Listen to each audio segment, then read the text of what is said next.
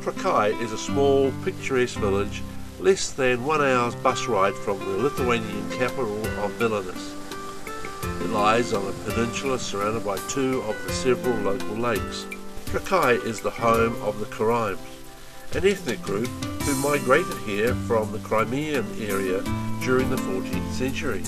Their building style is a distinctive feature of the town. Across the lake is the majestic manor house in the park, and nearby are two castles, the old Trakai Peninsula Castle and the 14th century Gothic style Trakai Island Castle, which is the purpose of this visit.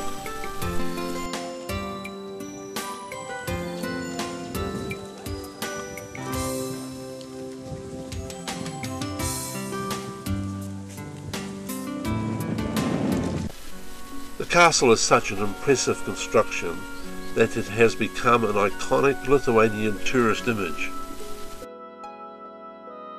Two bridges and one island have to be crossed before reaching the castle. Castle construction was begun by Lithuanian Grand Duke Vytautas, and the castle was completed by his son. After the Battle of Grunwald in 1410, during which the Teutonic Order of Knights were defeated, there was no need for a defensive castle here in Lithuania, and so Trakai became the summer residence of the Lithuanian monarchy. Later, the castle had a varied life, including being a prison during the 15th century.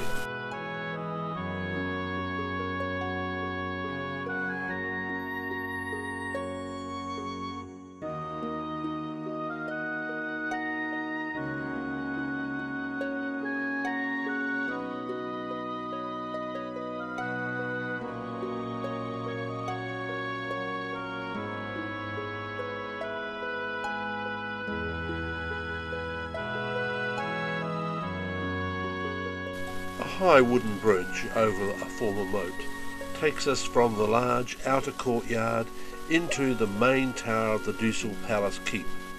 This was once the home of the Grand Duke and was well protected.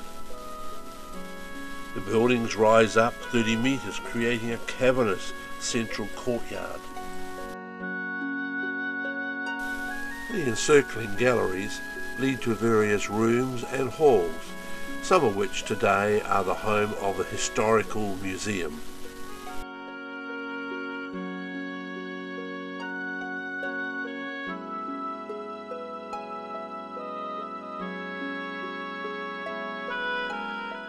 The museum has a range of colourful displays depicting the castle's history and the history of the surrounding area. By the end of the 19th century, the once glorious and splendid castle was lying in ruins, a result of various fires, of attacking, and the lack of maintenance. It was, however, then a popular spot for painters and poets. By the end of the 19th century, various plans to restore the castle were being developed. Rebuilding work was started under the Russian Tsar, then was undertaken by Germans during World War I and II, and by the Communist government from 1950s onwards. In the museum, a film depicts some of the rebuilding, and we can see what a major effort was needed to bring the castle back to its original state.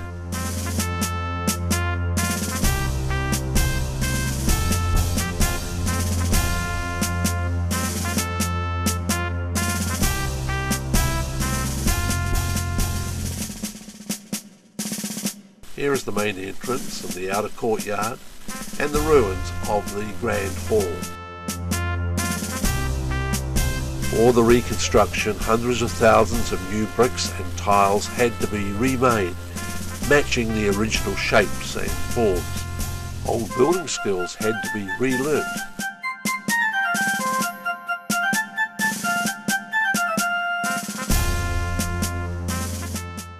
The major reconstruction was finally completed in 1961.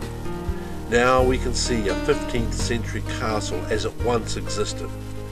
It must have been a very impressive sight then, and now it is no less inspiring to the modern visitor.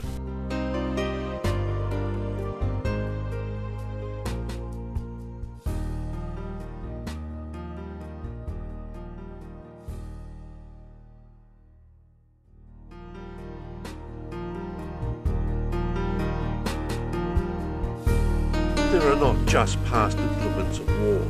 Rather, as these jewel-encrusted frames and silver beakers show, there was also wealth and luxury.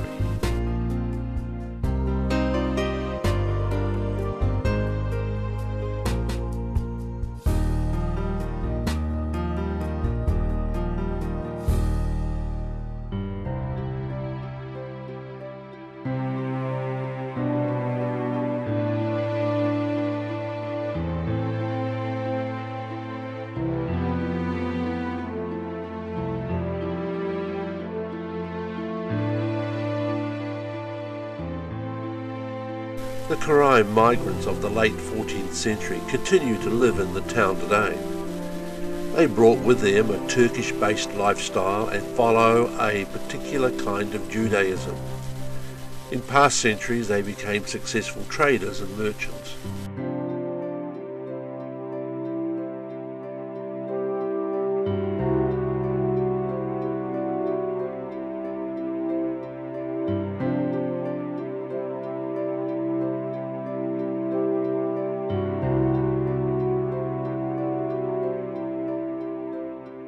The inside of the Great Hall has also been set up as a museum, and here further displays and an art gallery are established.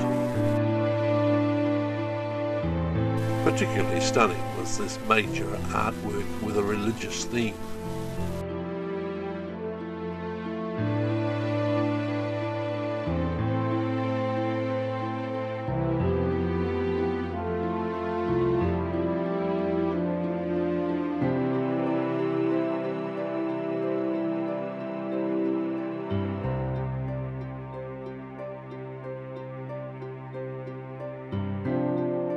In other parts of the hall, rooms have been furnished to show what they would have looked like in various stages of the castle's history.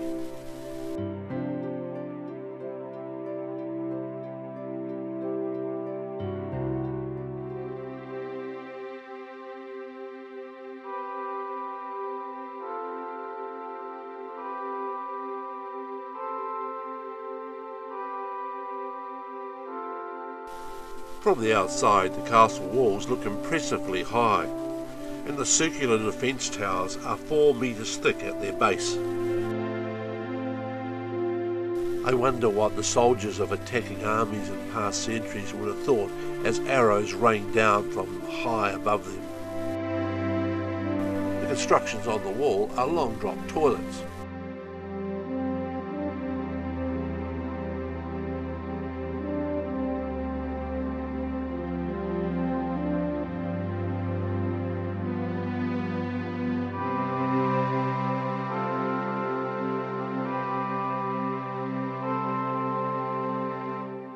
This space was once a moat, separating the two parts of the castle. It was used by small sailing boats, both ends connected into the lake.